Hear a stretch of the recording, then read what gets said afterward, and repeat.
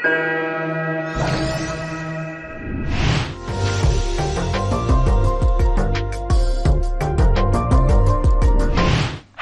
and welcome to Policy Square. Policy Square is a series of dialogues and discussions with policymakers hosted by Primus Partners and Business World.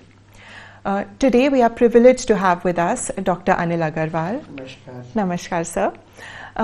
Dr. Agrawal is a member of the Rajya Sabha from Uttar Pradesh, and he is a very well-known educationist as well.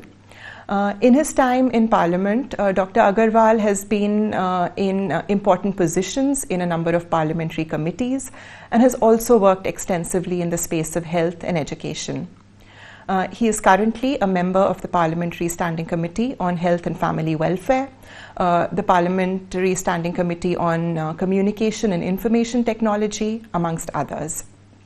Sir, thank you so much for joining us today. In today's discussion, sir, we'd like to focus on three areas, those of education, healthcare, and also the digital economy. So starting with healthcare first, sir. This is an area that India has made tremendous progress in recent years. If we look at our vaccination drive, for instance, it's one of the largest and the most successful in the world. But there's a lot more that could still be done to make sure that our healthcare system is more accessible, more affordable, and also has better quality. What do you think we can do in this space, sir? Oh, you see, there is always a scope of improvement in health area, rather in every area. Once if you feel it's over, then your development activity stops. Hindustan में health में बहुत काम हुआ है, right from initial level, जहाँ पे कि माननीय प्रधानमंत्री जी ने स्वच्छता का एक संकल्प लिया और देश के लोगों ने उसको माना. आज हाइजीन पे बहुत काम हो रहा है, स्वच्छता पे बहुत काम हो रहा है. जैसे एग्जाम्पल, स्वच्छता होने से मच्छर कम हुए, तो जो मच्छर वाली बीमारियां थी वो कम हुई, वाटर बाउंड डिजीज़ कम हुई. तो ये तो एक प्रिवेंटिव पार्ट था.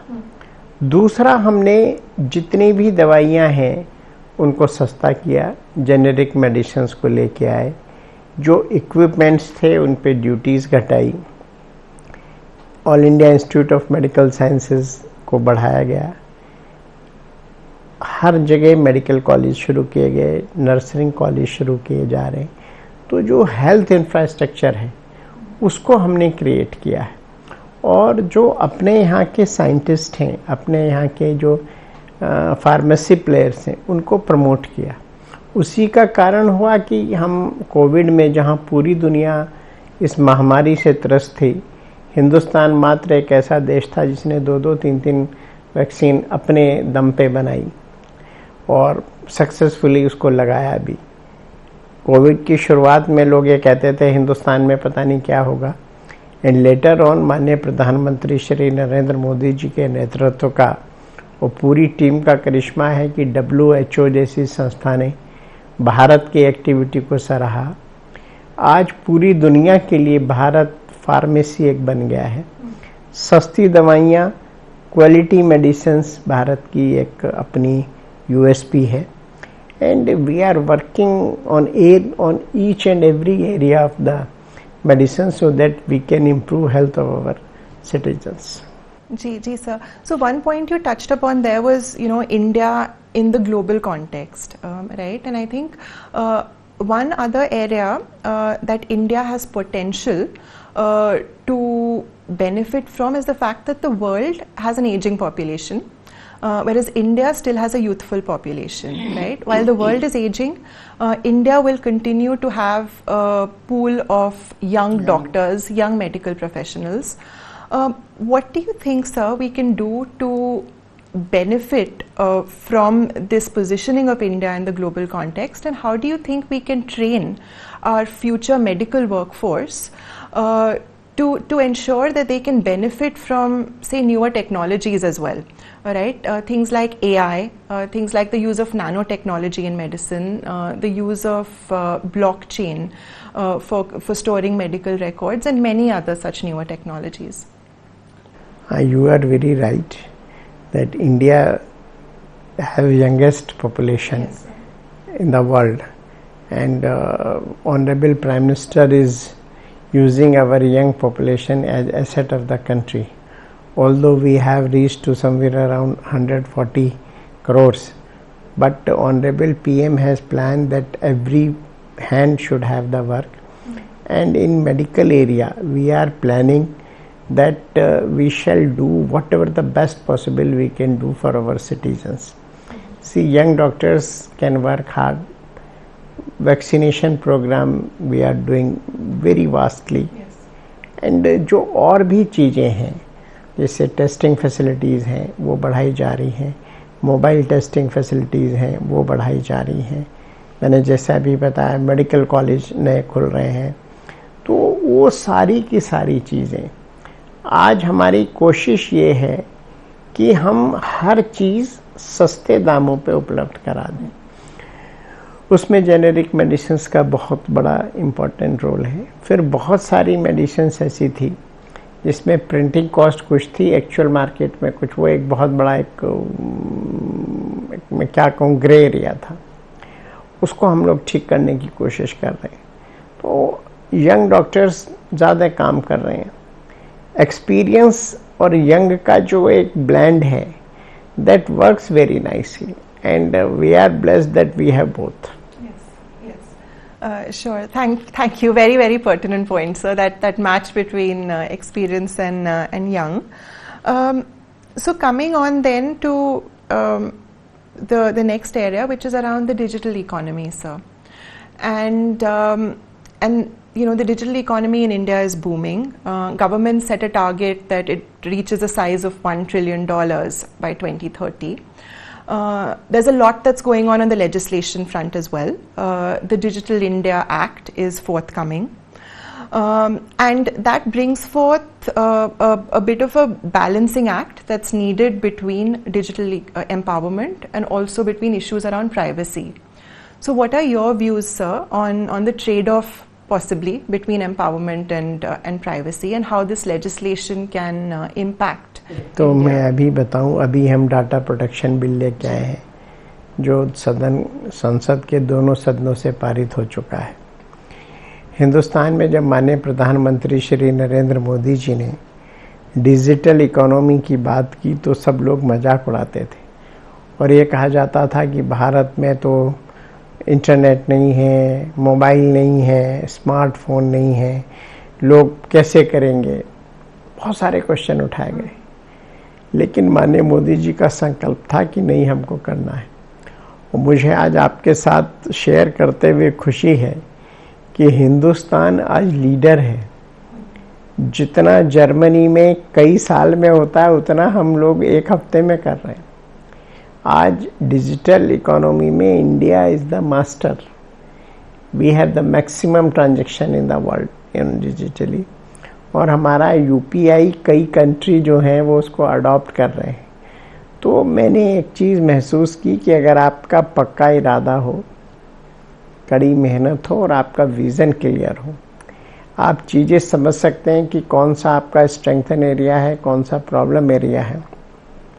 और अगर उन दोनों के बेटरमेंट के लिए आप काम करें, अपना जो वीक एरिया है उसको इम्प्रूव करें, जो आपका मजबूत एरिया है उसको और मजबूत करें और इम्प्लीमेंटेशन बेटर करें, तो रिज़ल्ट आपके सामने है कि आज यूपीआई जो है दुनिया में अपनी एक अलग पहचान बना चुका है.